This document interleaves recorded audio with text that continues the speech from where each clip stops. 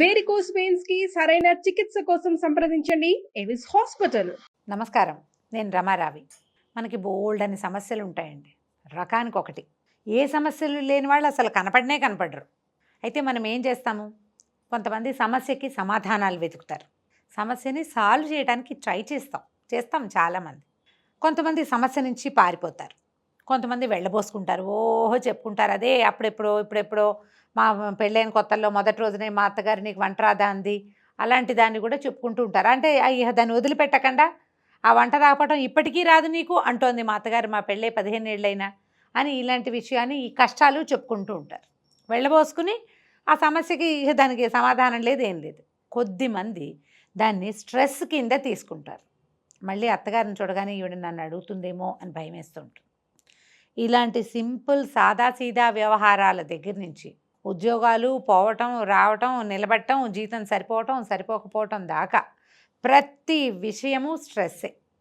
ఎక్కడికైనా వెళ్ళాలంటే అది దారి బాగుండదో, వెళ్ళాక టైం సరిపోదు, వెళ్ళాక పని అవుతుందో అవ్వదు, దాని గురించి ఆలోచన. ఆ స్ట్రెస్గా ఫీల్ అయ్యేసరికల్లా మొహం మీద ముడతలు వస్తాయి, నుదుటి మీద గీతలు వస్తాయి, టెన్షను, చుట్టుపక్కల వాళ్ళని ప్రాణం తీస్తూ ఉంటాం. కొంతమంది ఏంటంటే ఆ స్ట్రెస్ అని వాళ్ళే అనుభవిస్తారు, వాళ్ళ మొహాల్లోనే కనపడుతుంది, కానీ ఇతరులను ఏమి ఇబ్బంది పెట్టరు. ఇంకొంతమంది ఏమో ఏదైనా స్ట్రెస్ రాగానే ఎక్కువ తినేస్తారు, అదో సమస్య. ఇంకొకళ్ళు అస్సలు తినరు, అది ఇంకో ప్రాబ్లం. ఇవి కాకుండా చుట్టుపక్కల వాళ్ళని కాల్చుకు తినేసేవాళ్ళు ఇంకా కొంతమంది ఉంటారు. స్ట్రెస్ మేనేజ్మెంట్ ఎలా చేయాలి? ఆడవాళ్ళకి స్ట్రెస్ ఉంటే మొత్తం కుటుంబం అంతా ఇబ్బంది పడుతుందండి. వీళ్ళకి స్ట్రెస్ ఉండకూడదు. ఎంత స్ట్రెస్ ఉన్నా దాన్ని హ్యాండిల్ చేసుకోగలగాలి. ఎలా చేస్తాం? స్ట్రెస్ని ఎట్లా హ్యాండిల్ చేయగలం? మనం తెల్లవారు లేచిన దగ్గర నుంచి రాత్రి పడుకునేదాకా ఏదో ఒక విషయానికి మనకి ఒక ఫ్రిక్షను, ఒక స్ట్రెస్, ఒక ఒత్తిడి నడుస్తూనే ఉంటుంది. భర్తలతో కావచ్చు, పిల్లలతో కావచ్చు, పనివాళ్లతో కావచ్చు, ఇంట్లో ఉన్న సామాన్లతోటి, మనం వంట చేసే వస్తువులతోటి కూడా. మిక్సీ సతాయిస్తుంది, బెడ్ గ్రైండర్ మూలబడుతుంది, వాషింగ్ మెషిన్ మధ్యలో ఆగిపోతుంది, నీళ్ళు గారిపోతాయి, బట్టలు అందులో ఉండిపోతాయి, అది కూడా స్ట్రెస్. సింక్లో నుంచి నీళ్ళు పోవు. ఇవి కాకుండా ఆఫీస్కి వెళ్ళాలి, టైంకి వెహికల్ రాదు, అక్కడికి వెళ్ళాక ఏదో ప్రాబ్లము, హ్యాండిల్ చేయలేక మనం చాలా తొందరగా బీపీలు, డయాబెటీస్ తెచ్చుకుంటామండి. స్ట్రెస్ వల్ల స్పాండిలైటిస్ వస్తుందండి. డయాబెటీస్ ఎలాగో వస్తుంది, స్ట్రెస్ వల్లే వస్తుంది. అది వీటిని మేనేజ్ చేయటం ఎట్లా? నేను ఇన్ని విషయాలు చెప్పాను చూడండి. సొల్యూషన్ ఇంకా చెప్పట్లేదని చూస్తున్నారు మీరు.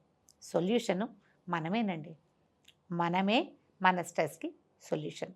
మొదట మనని మనం ప్రేమించుకోవాలి. ఐఎమ్ గుడ్, ఐఎమ్ ఓకే అనుకోవాలి.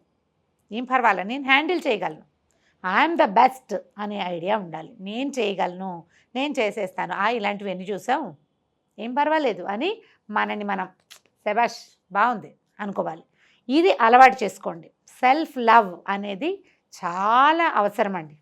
మనకి ఇప్పుడు పెద్ద పెద్ద కుటుంబాలు లేవు, ఎవరు వచ్చి మనని ఉద్ధరిస్తారు? పూట మనం ఏ అక్కయ్యకి చెప్పుకుంటాము? అసలు అక్కయ్య లేరి, ఎవరికి చెప్తాం? కాబట్టి మనని మనం బూస్టప్ చేసుకోవాలి. రోజు లేవగానే చేతులు చూసుకుని దండం పెట్టుకున్నట్టుగా, ఒక్కొక్కళ్ళకి ఒక్కో అలవాటు ఉంటుంది కదా. నేను బ్రహ్మాండంగా చేస్తా ఈరోజు, నా అంత బాగా చేసేవాళ్ళు భూప్రపంచంలో లేరు, నేనే ద బెస్ట్ అన్న వాక్యాలతోటే మొదలు పెట్టండి పనిని. మీరు స్ట్రెస్ని చాలా తొందరగా జయిస్తారు. ఏదైనా సమస్య రాగానే ముందు గాఢంగా ఊపిరి పీల్చి వదలండి. మంచి గాలి తీసుకోండి. 10 సార్లు గాలి పీల్చి వదిలేసరికి సమస్యను మర్చిపోయి గాలి మీద ఉంటాం మనం. తర్వాత ఒక గ్లాస్ మంచినీళ్ళు తాగండి. ఏదైనా ఒక మంచి గ్రీన్ టీ పెట్టుకుని తాగండి. వేడి నీళ్ళల్లో ఒక నిమ్మకాయ రసం పిండి, ఒక చిటికెడు ఉప్పు వేసి తాగేయండి. మీకు హై బీపీ ఉంటే మాత్రం తాకండి, ఉప్పు మానేయండి. అప్పుడు కాస్త తేనేసుకున్నా పర్వాలేదు. ఏదైనా తాగి, ఏదైనా తిని, ఎవరితోటైనా ఫోన్ చేసి ఒక 10 నిమిషాలు మాట్లాడండి. ఇది గాభరాగా హైరాణగా చేస్తే మీ సమస్య తీరదు, నిదానంగా చేస్తే తీరుతుంది. బై ప్రాక్టీసే మనం స్ట్రెస్ని పోగొట్టుకోగలుగుతామండి. ఎందుకంటే మన జీవితం దాంతో పాటే నడుస్తుంది. ఎవరైనా మన వెన్నంటి ఉంటారో ఉండరో, కానీ స్ట్రెస్ మాత్రం మన వెనకాలే ఉంటుంది. అన్ని విషయాల్లోనూ వస్తుంది. ప్రతి విషయంలోనూ మిమ్మల్ని మీరు బూస్టప్ చేసుకుంటూ ఉంటే మీరు స్ట్రెస్ మేనేజ్మెంట్ సులువుగా చేయగలుగుతారు. ఎందుకంటే ఈ స్ట్రెస్ ఒత్తిడి క్రమంగా మనకి ఏమంటుంది, ఉద్రేకంగా మారుతుంది, యాంగ్జైటీగా మారుతుంది.